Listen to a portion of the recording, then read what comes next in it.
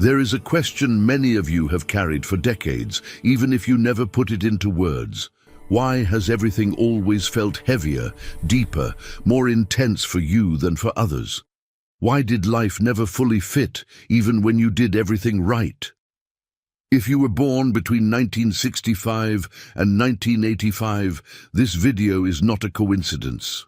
Carl Jung observed that certain generations are born during moments of collective psychological transition, when an old way of living loses meaning, but the new one has not yet emerged. Those who arrive in such periods are not meant to adapt easily. They are meant to confront. Many in this generation spent the first half of life meeting expectations, only to awaken later with a quiet but unsettling realization. Success without meaning, stability without a sense of inner direction. Jung called this the call of the second half of life, the moment when the psyche demands something deeper than survival or approval. This is not a random crisis. It is the psyche asking for integration. And by the end of this video, you may finally understand why your life unfolded the way it did, and why its most important work begins now. When you were younger, you learned quickly that certain feelings were not supposed to be spoken. The sense that something fundamental was missing from the world around you. The quiet observation that adults seem to be performing roles rather than living from a place of truth. You saw it in their eyes during family gatherings, in the way they spoke about their jobs, in how they answered when you asked what made them truly happy. Jung understood that children born into transitional periods absorb the unspoken tensions of their time. Between 1965 and 1985, the world was caught between two opposing forces. The old structures promised security through conformity, while new possibilities whispered that life could mean something more. Your parents likely belonged to a generation that chose stability.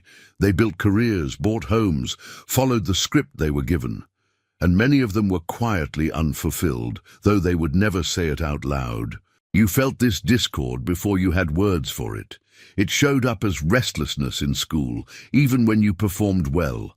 A sense of going through motions that everyone else seemed to accept without question. You might have been called sensitive, dramatic, too serious, or lost in your own world. What you were actually doing was refusing to pretend. On some level, your psyche would not allow you to fully buy into a system that felt hollow. This was not rebellion in the traditional sense. It was something quieter and more persistent. Jung described it as the voice of the self, the deeper aspect of the psyche that knows what is authentic and what is performance. For most people, this voice gets buried under years of adaptation. But for those born during threshold moments in history, the voice never fully goes silent. It becomes a constant undertone, a feeling that you are living slightly out of sync with everyone around you. As you moved into adolescence and young adulthood, you likely tried to fit in anyway. You pursued the goals that were supposed to matter: education, career, relationships, milestones. And on paper, many of you succeeded. But success did not bring the sense of arrival you expected. Instead, it often brought a deeper confusion. If you did everything right, why did it still feel like something essential was missing? Jung called this the problem of meaning. Modern life, he observed, had become efficient at helping people survive, but terrible at helping them feel alive. The generation before yours adapted to this by numbing the question. They stayed busy, focused on external achievements, avoided looking inward. But you could not do the same. Your psyche would not let you. Every time you tried to settle into comfort, something inside you stirred with discomfort. This is not a flaw. It is a signal. Jung believed that certain souls incarnate during specific periods because they carry the psychological material needed for the next phase of collective growth. You were not meant to feel at home in the world as it was. You were meant to feel the tension between what is and what could be. That tension is not a burden. It is the raw material of transformation. Many of you spent years thinking something was wrong with you. that you were too much, not enough, incapable of just being normal. The truth is far different. You were sensing a fracture in the collective psyche that others had learned to ignore. You were born into a world that was ending, even though no one around you was willing to admit it. And because you could feel it, you were unable to pretend otherwise. Jung often spoke about the phenomenon of the wounded healer, the one who must first experience their own fragmentation before they can assist others in becoming whole. This generation carries that archetype. The years you spent feeling like you did not belong were not wasted. They were preparation. You were learning at a soul level to recognize what is false, to feel the gap between appearance and essence, to sense when life is being lived from the surface rather than the depths. Now, decades later, the world is finally catching up to what you always felt. The structures that seem permanent are revealing themselves as temporary. The promises that your parents believed in are being questioned everywhere. And suddenly, your lifelong sense of not fitting in begins to make sense. You were not broken. You were early. You arrived before the shift. And you have been holding space for it ever since, whether you knew it or not. Understanding why you felt out of place is only the beginning. The deeper question is what that displacement was preparing you to do. Jung spent much of his later work exploring what he called the collective unconscious, the shared psychological inheritance of humanity. Within it live not only universal symbols and archetypes, but also unresolved traumas that pass from one generation to the next until someone finally has the capacity to address them. Your generation inherited a specific wound, one that had been building for nearly a century before you arrived. It is the wound of separation. Separation from nature, from community, from inner life, from anything that cannot be measured or monetized. The generations that came before you lived through wars, economic collapse, and rapid technological change. Their survival depended on compartmentalization. They learned to split themselves into acceptable parts and hidden parts. They performed their roles and buried the rest. This strategy worked for a while. It allowed society to rebuild, to stabilize, to create the material comfort that many in the developed world now take for granted. But it came at a cost. The inner world was abandoned. Feeling became inconvenient. Depth became dangerous. And slowly, without anyone naming it, an entire culture began to live from a place of profound disconnection. You were born into the aftermath of that disconnection. It was everywhere, but invisible. It showed up in families that looked functional but felt empty, in careers that provided security but no sense of purpose, in relationships that followed all the right steps but lacked true intimacy. And because you were young, you assumed this was simply how life was. You did not yet have the language to say that something fundamental had been lost. Jung believed that every psychological split that goes unaddressed in one generation becomes the burden of the next. The parts of the psyche that your parents and grandparents had to repress did not disappear. They went underground into the collective shadow, and they waited. When you were born, you became the carriers of that shadow material, not because you did anything wrong, but because your psyche was open enough, sensitive enough to feel what others had learned to ignore. This is why so many of you experienced anxiety, depression, or a sense of existential emptiness, even when your external circumstances were stable. You were not sick. You were responding to something real. The culture around you was built on a foundation of denial, and your nervous system was picking up on the fracture. You were feeling the grief that no one else was willing to acknowledge. The loneliness that came from living in a world that prioritized function over connection. For years, you may have tried to fix this feeling by changing your external life. New job, new city, new relationship. And while these changes sometimes helped, they never fully resolved the deeper ache. That is because the wound you were sensing was not personal. It was collective. It belonged to the entire system you were born into, and no amount of individual success could heal a fracture that existed at the level of culture itself. Jung wrote extensively about the process of individuation, the journey toward becoming whole. But he also recognized that individuation is not only personal. There are moments in history when entire groups of people must undergo a collective individuation. They must retrieve the parts of the psyche that were lost, face the shadows that were denied, and integrate what was split apart. This is the task that has fallen to your generation. You are being asked to heal a wound you did not create, to feel what others numbed, to question what others accepted, to reconnect what was severed. And the reason you are the ones being asked is because you are the first generation that has the inner and outer conditions to do it. You grew up with just enough material stability to have space for inner work, but not so much comfort that you could avoid the questions.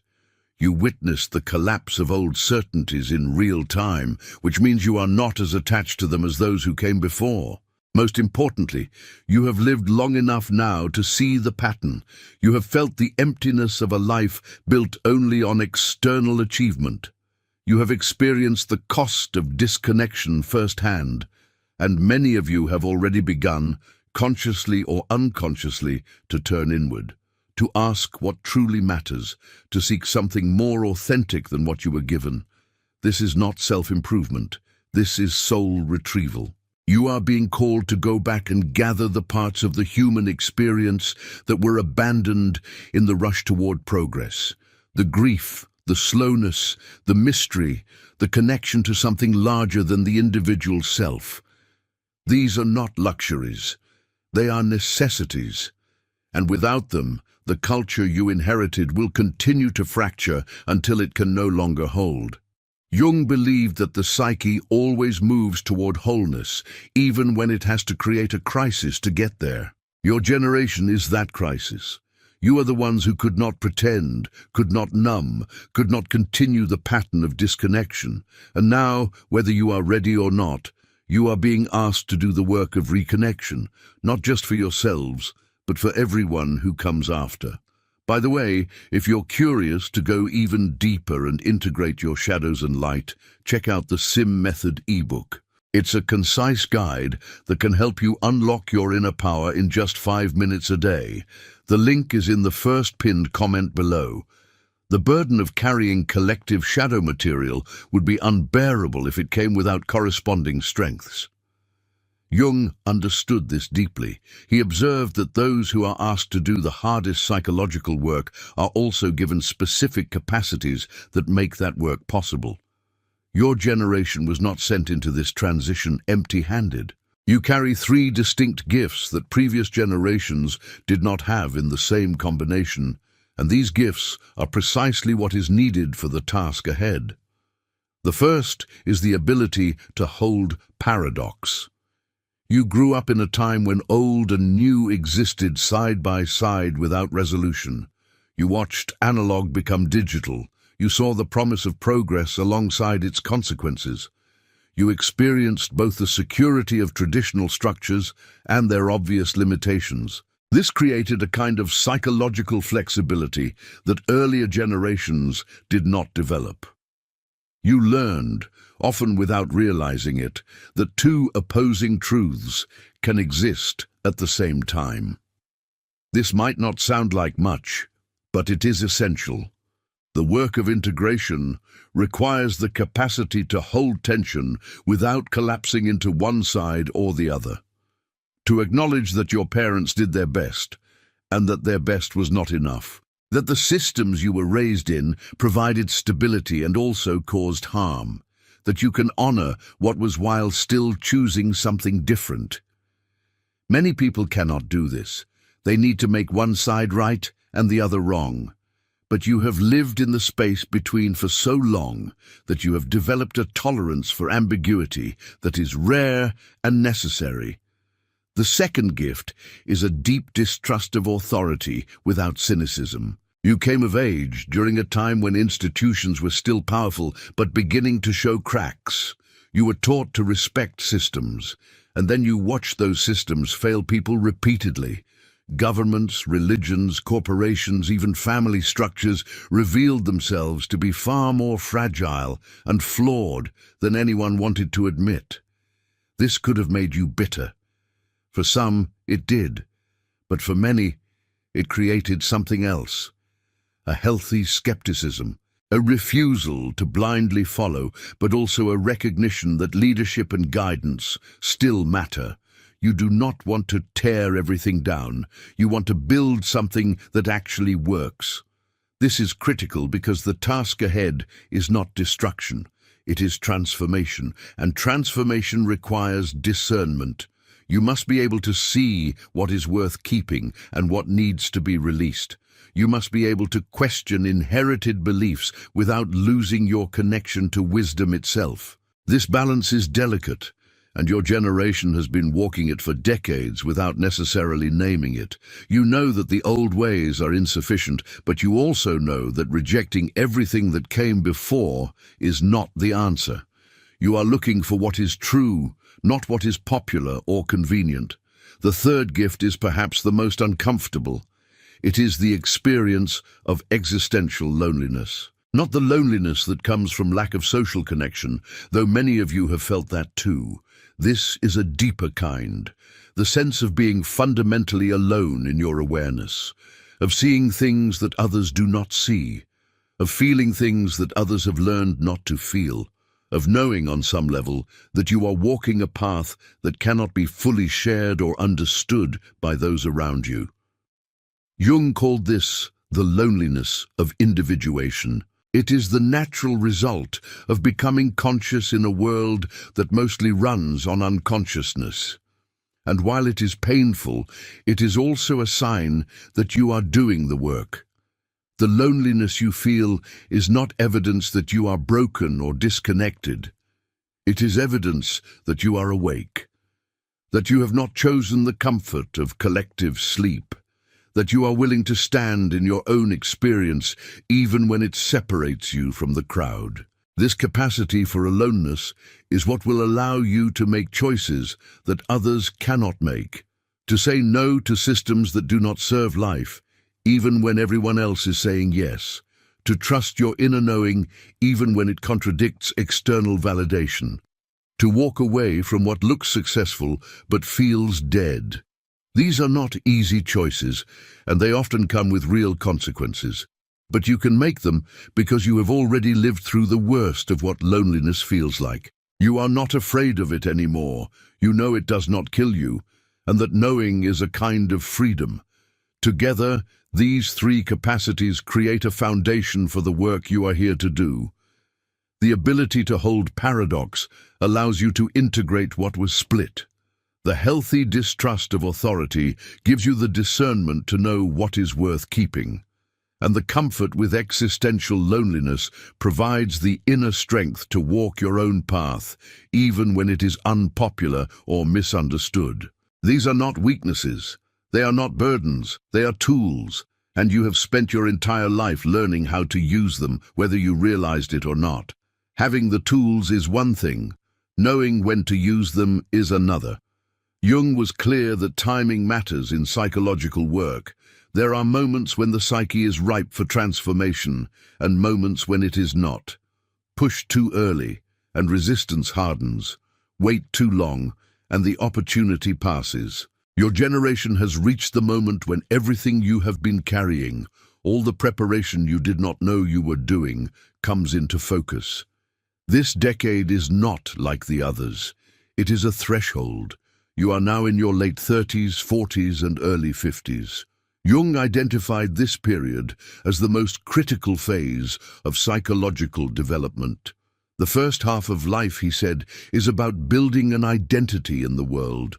You learn the rules, develop skills, establish yourself. But somewhere around the midpoint, a shift happens. The questions change.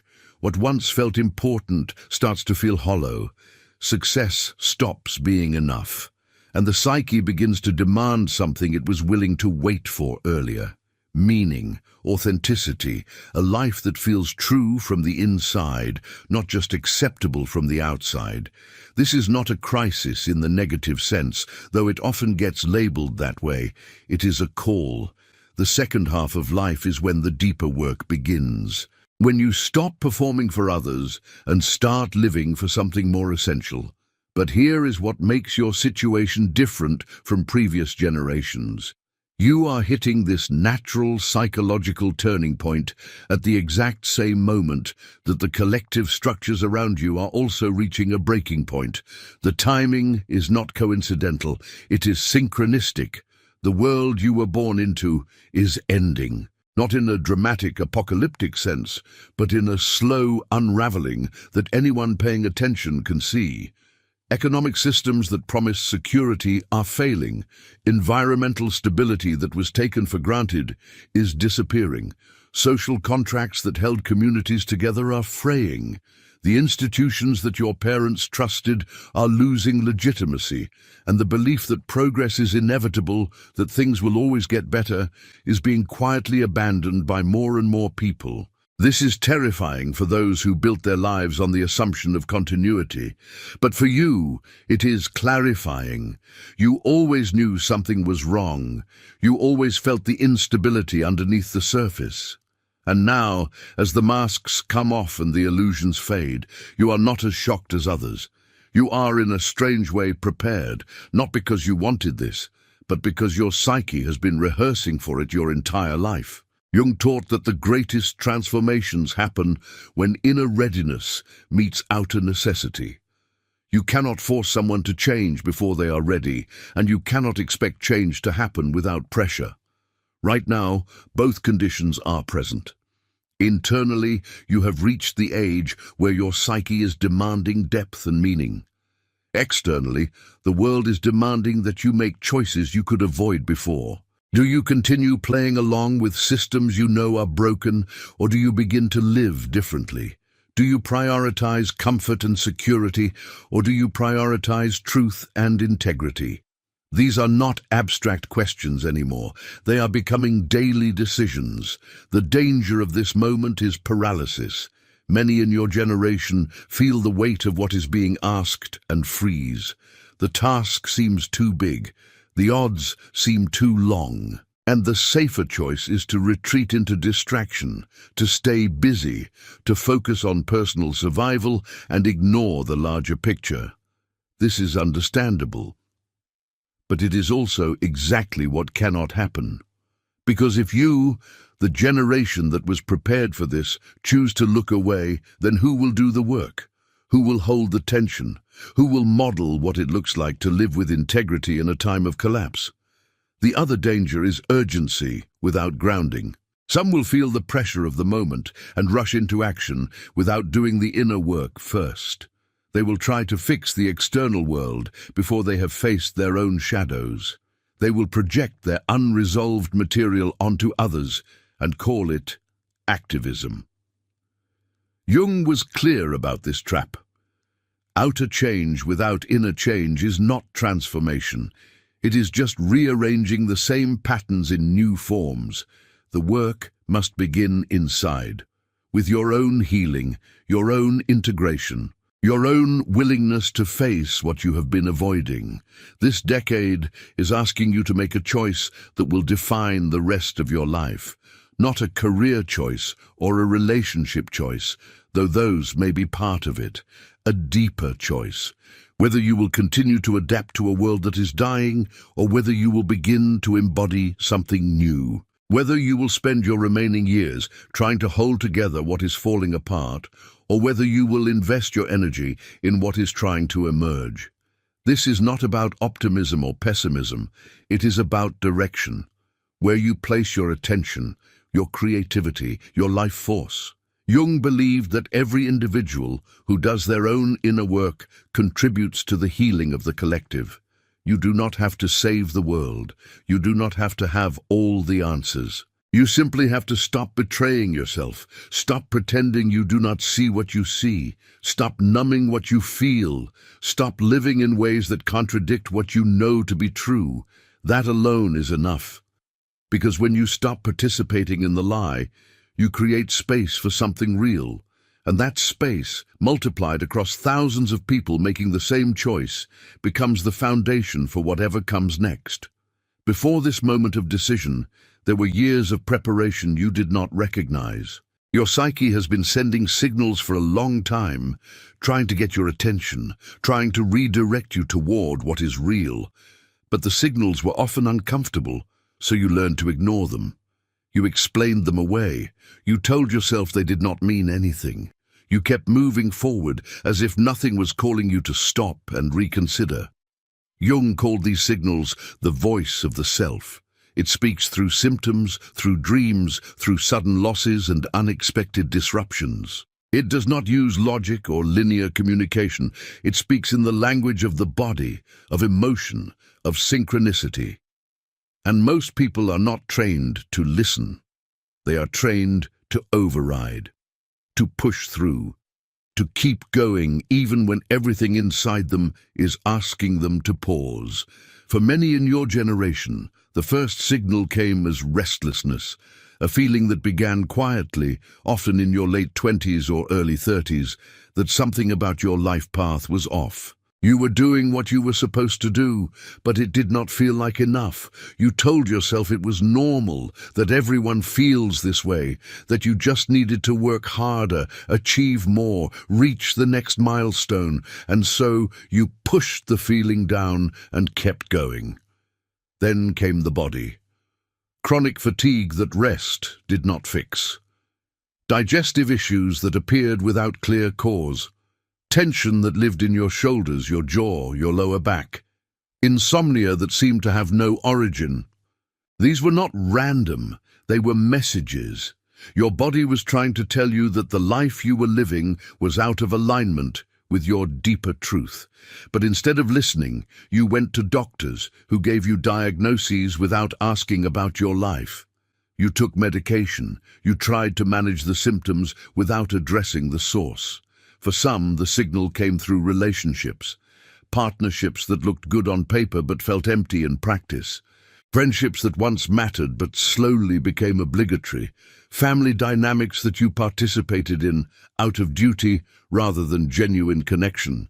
You noticed the hollowness, but you did not know what to do with it. So you blamed yourself.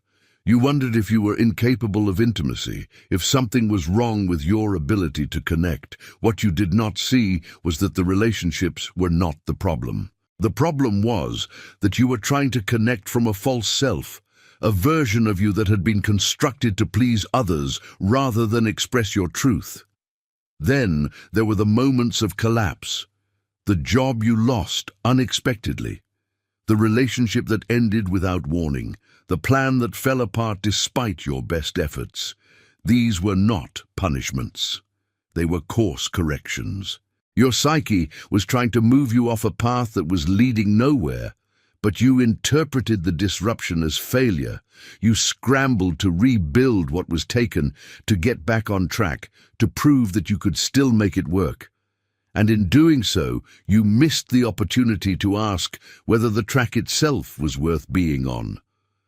Jung understood that the psyche will create a crisis when a person refuses to change voluntarily. It is not cruel, it is protective. It would rather you experience a manageable breakdown now than a complete collapse later. But most people do not see it that way in the moment. They see loss, failure, bad luck. They fight to return to normal, and they succeed for a while. Until the next signal comes, often louder than the one before. There were also the dreams, strange, vivid, recurring images that you woke from with a sense of urgency you could not name. Houses with rooms you did not know existed. Journeys where you were trying to reach a destination but kept getting lost.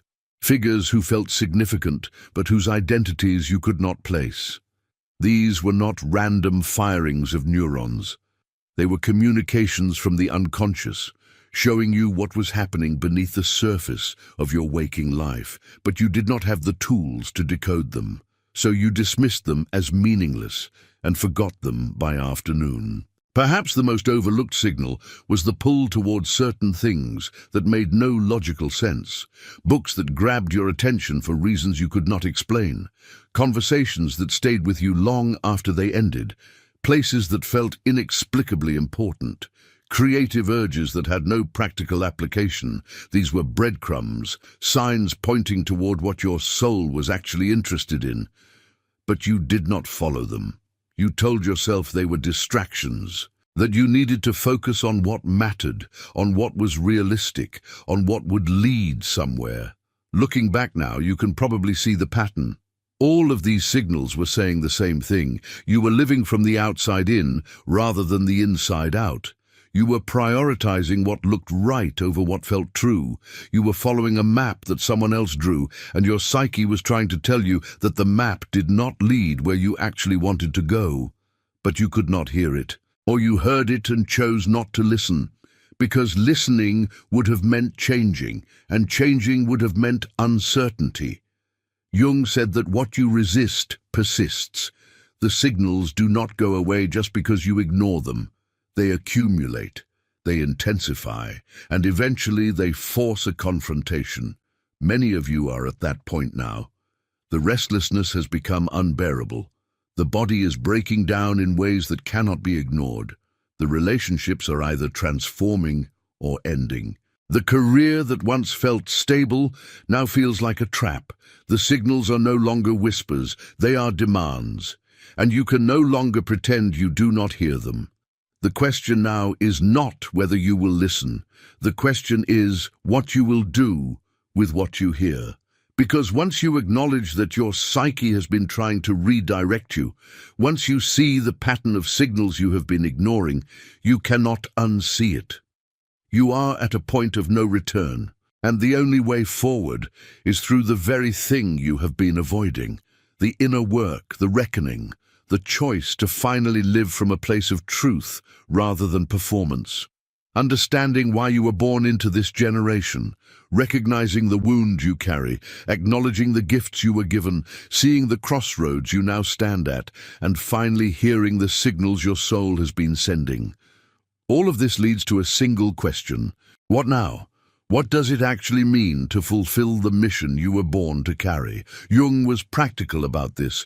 He did not believe in grand gestures or dramatic transformations that happen overnight. He believed in daily choices, small acts of integrity that accumulate over time. The work is not spectacular, it is steady. The first step is the hardest because it requires something most people spend their entire lives avoiding. You must stop lying to yourself. This sounds simple, but it is not. You have been lying for so long that you no longer recognize it as lying. You tell yourself you are fine when you are not. You say you want things you do not actually want. You agree to situations that harm you because disagreeing feels too risky. You perform enthusiasm for a life that bores you. You pretend your relationships are deeper than they are. You act like your work matters when it does not. These are not malicious lies. They are survival strategies. But they are still lies, and they are killing you slowly. Jung called this process making the unconscious conscious. It means bringing into the light everything you have been hiding, even from yourself, your resentments, your grief, your anger, your disappointment, the dreams you gave up, the parts of yourself you buried to be acceptable, the truth about what you actually feel versus what you think you should feel. This is not comfortable work. It will make you look at things you have spent years avoiding, but it is the only way through. Because you cannot heal what you will not acknowledge, and you cannot change what you refuse to see. Once you stop lying to yourself, the second step becomes possible. You must begin to live in alignment with what you know to be true, even when it costs you. This is where most people falter. They see the truth, they feel it, they acknowledge it, but then they continue living as if they did not. Because living in alignment often means disappointing people, losing relationships, changing careers, walking away from security, making choices that others will not understand. It means becoming visible in ways you have avoided. It means standing alone when you used to blend in. It means trusting your inner knowing more than external validation, and that is terrifying. But here is what Jung understood. The terror you feel when imagining a life of integrity is not as destructive as the slow death you experience when you betray yourself daily. Living out of alignment creates a kind of existential despair that no amount of external success can relieve. You can have everything the world says you should want and still feel empty. Because the emptiness is not about what you have, it is about who you are being. And if who you are being is a performance designed to keep others comfortable, then no achievement will ever satisfy the hunger of your soul. The third step is learning to hold space for others to do the same work without trying to fix or save them. This is particularly important for your generation because you are relational. You were raised to care about what others think, to prioritize harmony, to avoid conflict. And now you are being asked to do inner work that will naturally disrupt the people around you. When you stop pretending, it forces others to confront their own pretending. When you start living in alignment, it highlights where they are still living in compromise. This will create friction. People will be uncomfortable. Some will try to pull you back into old patterns. Others will simply leave. Your job is not to convince them. Your job is not to make them understand. Your job is to do your work and allow them the space to do theirs or not. Jung knew that you cannot awaken someone who is not ready. You can only live your life in a way that makes awakening possible for those who are. This means being honest without being preachy, living differently without judging those who do not, holding your ground without needing to prove you are right. It is a delicate balance between staying true to yourself and remaining connected to others, but it is possible, and it is necessary. The fourth step is finding the others. You are not meant to do this work alone. One of the dangers of individuation is isolation. You go so deep into your own process that you lose connection with people entirely. Jung warned against this. He said that the goal of individuation is not to become separate, but to become whole enough to truly connect. And true connection requires finding people who are also doing the work, not people who validate your old patterns, not people who enable your avoidance, but people who see you, who challenge you, who hold you accountable to your own truth. These people are not always easy to find. They will not necessarily be in your existing circles. You may have to seek them out intentionally, through communities that value depth, through practices that require honesty, through spaces where people gather not to perform, but to be real. When you find them, you will know. There will be a quality of recognition, a sense that you can speak freely without having to explain yourself, a feeling that you are not alone in this strange, difficult, necessary work. These connections are rare, but they are essential, because the path of integrity is hard enough without having to walk it in complete isolation. The final step is perhaps the most important. You must accept that you will not see the results of this work in your lifetime. The healing you are doing is not just for you. It is for the generations that come after. The choices you make now, the patterns you break, the truth you speak, the life you live in alignment. All of it creates a subtle shift in the collective field. It makes it easier for the next person to do the same. It weakens the grip of the old patterns. It models what is possible. But you will not get to see the full impact. You are planting seeds in soil you will not harvest from, and you must make peace with that. Jung understood this. He knew that cultural transformation takes generations, that the work of one lifetime is only a small piece of a much larger picture, and he encouraged people to do the work anyway, not because it would make them famous or successful or even happy in a conventional sense, but because it was their work, because they were the ones alive at this moment, because someone had to go first, and if not them, then who? If not now, then when? Your generation was born to ask these questions, and to live the answers, whatever they may be.